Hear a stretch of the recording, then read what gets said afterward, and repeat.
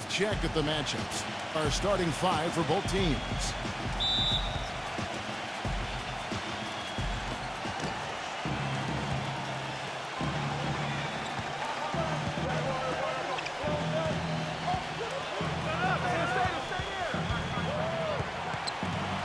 And for the home team, and Fournier kicks to Gobert.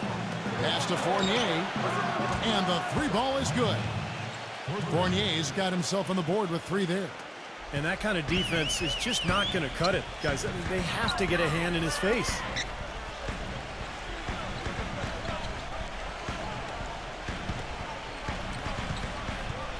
Number 7. And so he draws the foul on the shot. A trip to the line to shoot 2. One thing Al Jefferson has worked on through his career is being able to pass better out of the post. And for a guy who draws as much attention as he does on the block, that's a nice asset to have. Easy points, come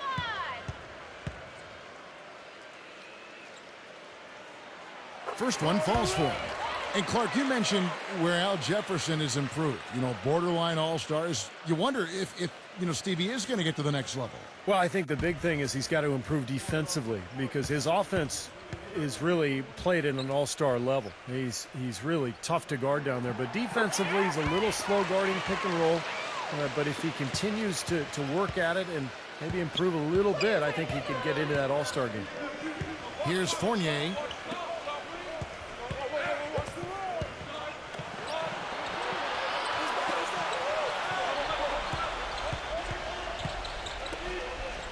Outside, Batum. And Stola with the block.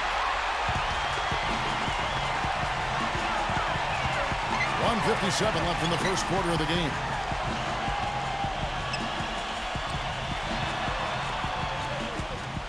Number 29 connects from three-point range.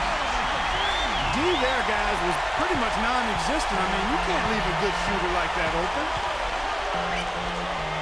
Feeds it to Fournier.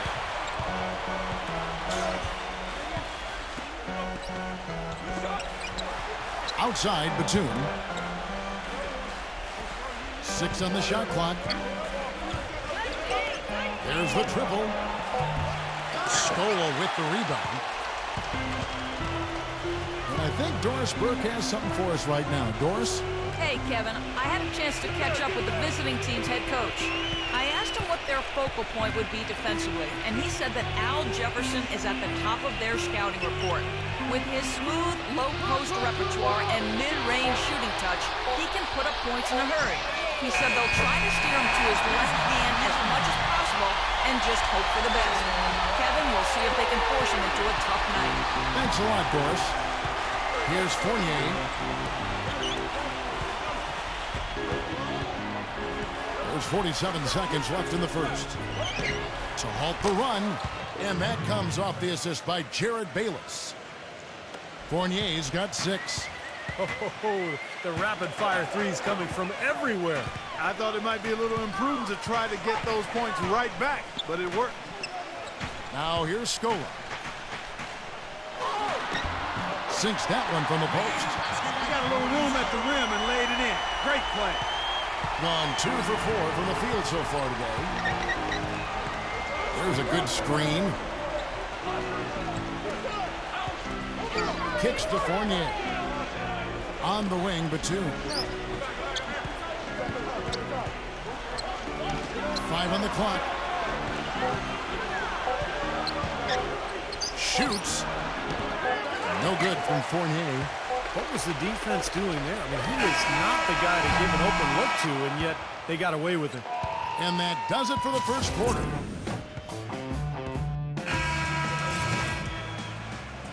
All right, the second quarter beginning in just a moment. And guys, what's your take on the home team so far? And a good start for this club. I like the way they played together, really moved the ball and did a nice job offensively. Yeah, excellent ball movement, and it's paid off on the scoreboard, too. Launches it. But they recover it. Number 3. And he was fouled on the way up. 2 free throws now for him. Obvious foul. Yeah, he took a hit right there and earned those free throws. You know, coming into the league, Michael Kidd-Gilchrist was the small forward who could give you a little bit of everything. And that's exactly what he did in his rookie season with the Bobcats. And you think of the comparisons for Michael Kidd-Gilchrist. He reminds a lot of people of Gerald Wallace. What about I you? like that comparison, quite honestly. Wallace probably the best pop player in Bobcats franchise history, Kevin, and both terrific athletes with major motives. Guys that you didn't have to rev up, good defenders and rebounders. I think that's a realistic comparison. Number 21. And no good, his first shot of the night, missing. He thought he could knock that one down, but the defense was really all over him. And around a minute gone here in the second quarter. Number 83 gets to the rim for two with the D all over him. A minute 50 left to play here in the half.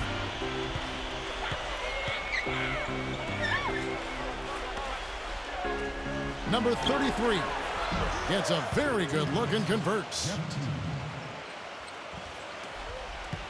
1:35 left now here in the second.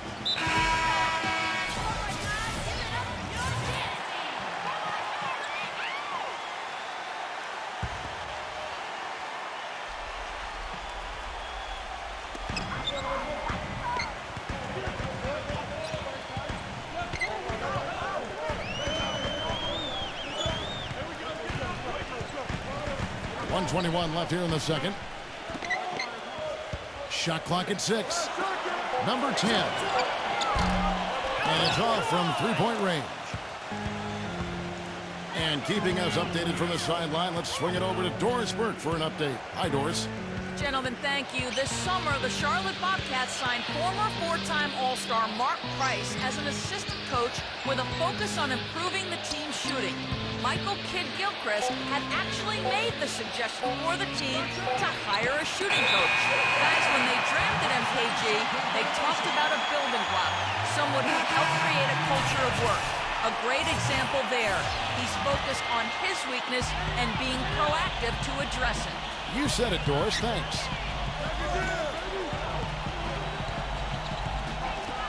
.41 seconds left to play in the first half.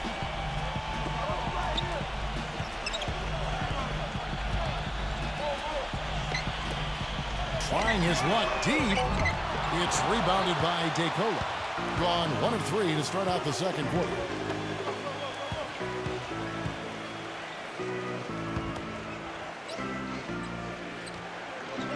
.16 seconds left in the first half of basketball. Number 90. Second shot opportunity. He takes it up and lays it in. If you battle for the offensive rebound and come up with it, you're guaranteed a high-quality shot on a follow, just like he got there. Number 25. He got it up in time, but it wouldn't fall for him.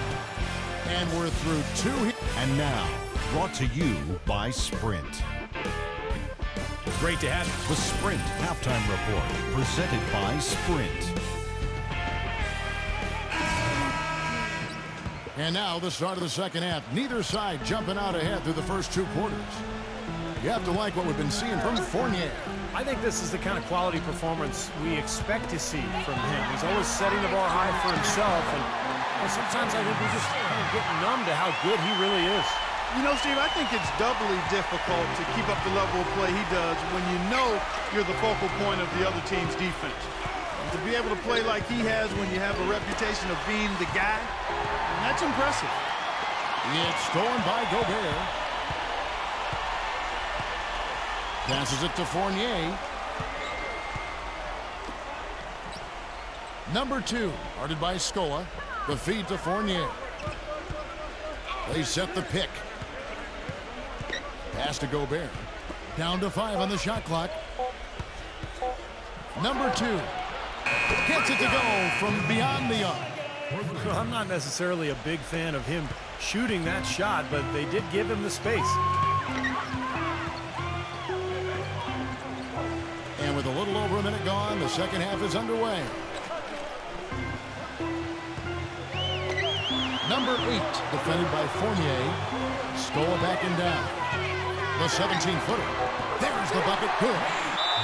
Scola's got 4 points in the quarter. Looks like he saw some things out there that needed adjusting and wants to talk it over a little bit with his club. I don't think you can ever go wrong burning a timeout if you see something you don't like and you need to talk about it.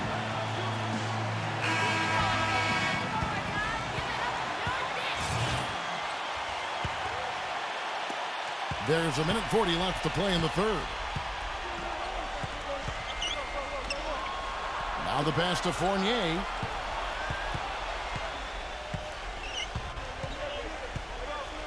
Lets it go from deep. That one goes. Count it. Fournier's got 9. These defenders had better start closing out on those shooters.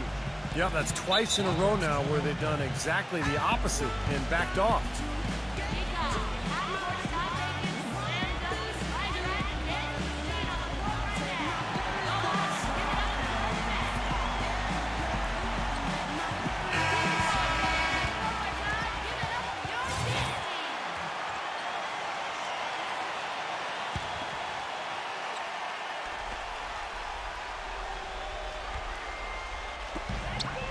.16 left in the third. Right side, Scola. And lots of contact there. Missing the shot. He'll shoot 2. And he's got his first free throw of the game.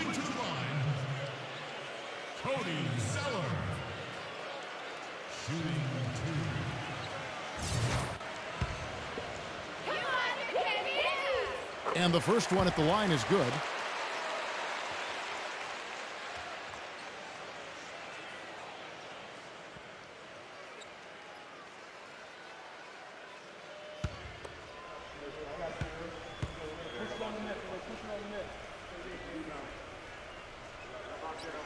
Scola hits them both. Boy, I tell you what, he does not look like your typical big man up there at the line. He has an excellent stroke and a percentage to match. Here's Fournier. He's got 9. He passes to Gobert. The feather touch on the finger roll. Beautiful. Brought back the finger roll. That's a nice finesse move to pull off with the defense all over it. 54 seconds left in the third.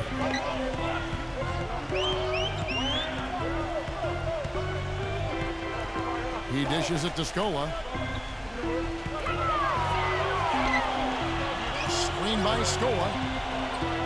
6 to shoot. Defended by Gobert. And the shot clock expires. 24-second violation. Boy, in a close game especially, those plays really hurt.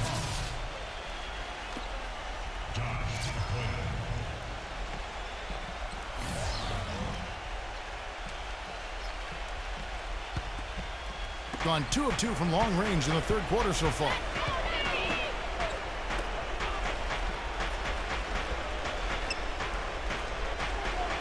Dishes it to Fournier. Outside, Batum. Just 5 to shoot. For the lead. That's good. They are killing them with that three-point shot here in the second half.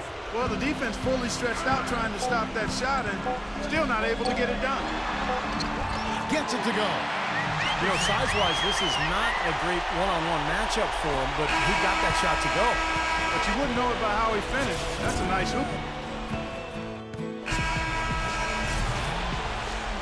And thanks for joining us again as the fourth quarter of play is set to get rolling. It's been a close battle to this point. Fournier pass to Gobert. Batum gets it to go. Well, they were sleeping on defense. The defense really didn't do its job. I mean, a little slow to react to the ball getting into the paint. That's costly. Well, and at this stage of such a tight game, I think this is when tired legs start to show. And the defense can become vulnerable in the low block. Where was he going with that pass? I mean, that's just an awful turnover. Gone 5 of 8 from three-point land. 15 points and a deep ball for them tonight. He kicks it to DeCola. The dish to Batum.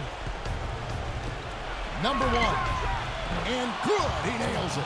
Boy, poor defense at both ends. It kind of reminds me of your teams, Clark. Well, not exactly. We did give a little better effort. I mean, neither squad really digging in at that end. At least we tried to play defense. Boy, the deeper we get into this game, the more offense we're seeing.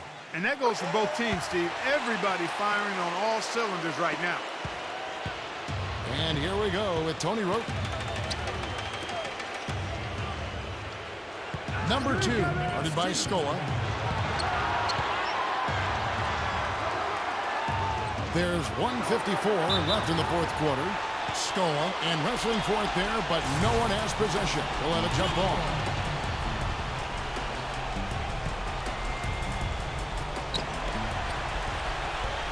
Clock at 6. Here's DeColo. And that one, no good to start him off on the night. Doing fantastically in this game, 62% from the floor.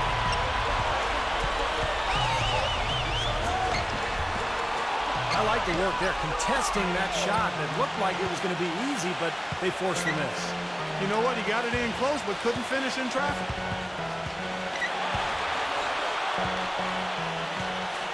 1:21 left in the fourth quarter. Passes it to Gobert. Foul call that time on the way up. That'll give him 2 chances at the free throw line here. You know, even from here, you can see that one pretty clearly. Yep, pretty obvious. And a good call by the official.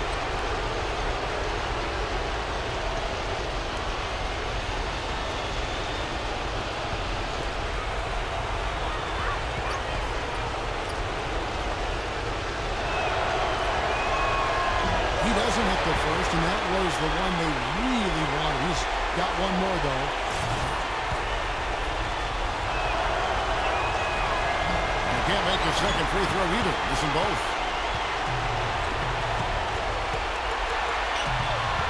1:10 left in the fourth quarter of this one.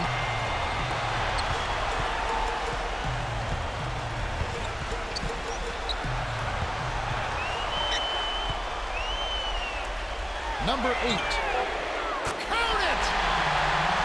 Oh, what a basket, and at the perfect time. How about the courage and backbone of this guy? Wow. There's 47 seconds left here in the fourth quarter. And the shot is good. The defense playing way too soft there, guys. He's just getting right to the rim. Clark, they'll be trying to take as much time off the clock as they can. Exactly. Expect to see some long possessions out of them going forward. Back to Scola. Turnaround Jay. It's rebounded by Gobert. Gone 3 of 4 in field goal attempts since getting things started here in the fourth. Here's DeColo. Yes! That bucket was absolutely huge. A defensive stop can seal the deal. What's your take, guys? No need to rush things, although I think you do want to get a shot off in time to the point where if you miss it, you got a shot in an offensive rebound. Well, if you got a play in your quiver to get you a good shot, one you've been saving all game, now's the time to use it.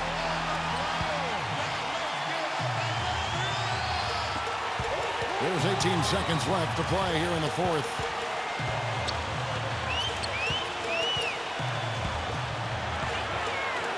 Number 7. And now we've got the intentional foul. Yeah, you got to freeze the clock. That's the enemy in this situation. 2 misses at the line, and they're in good shape. And that hurts as he doesn't get the first one to fall. Trying to focus now on the second. And he ends up making the second, and that will put them up by 2. Guys, what do you think? Well, what do you think, Clark? Do you go for the 2 or the 3 here? I don't think you choose one or the other ahead of time. I think you try to take what's available. You get the best shot as quickly as you can.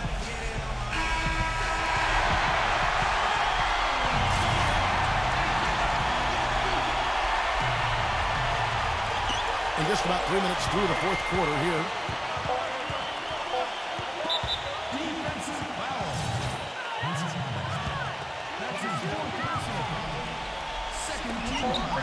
For the win. Oh, he knocks it in a beautiful buzzer beater just in time. Oh, I did not believe my eyes. How in the world can the game end on a shot like that? I tell you what, nothing's going to top that. Now I've seen it all. And so the home crowd treated to a win.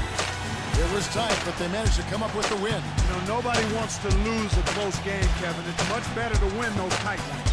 Thanks for tuning in to the NBA on 2K Sports. For Clark Kellogg, Steve Kerr, and Doris Burke, this is Kevin Hart. We'll see you next time. And now, our Jordan Player of the Game, Cody.